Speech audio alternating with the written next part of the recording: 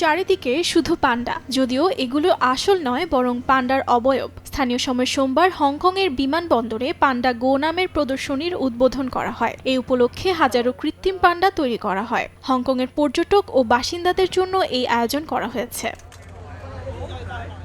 চলতি মাসে শহরের avenue of stars shopping mall সহ বিভিন্ন স্থানে এই প্রদর্শনী করা হবে। পরবর্তীতে এগুলো তোলা হবে নিলামে, যার থেকে সংগৃহীত অর্থ দান করা হবে ওশান থিম পার্ক কর্তৃপক্ষের কাছে, যেন সেখানে থাকা পান্ডাগুলোর আরও ভালোভাবে দেখাশোনা করা হয়। বর্তমানে ওশান থিম পার্কে 6টি পান্ডা আছে। এশিয়া মহাদেশের ভেতর হংকংকে পর্যটনের অন্যতম নিদর্শন বানানোর প্রচেষ্টা হিসেবে এই ভিন্নধর্মী উদ্যোগ নেওয়া হয়েছে বলে জানায় কর্তৃপক্ষ।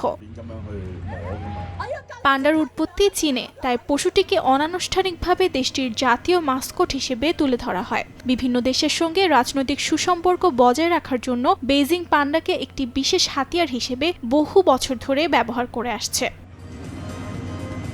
অর্জিতা শেজিন, সময় সংবাদ।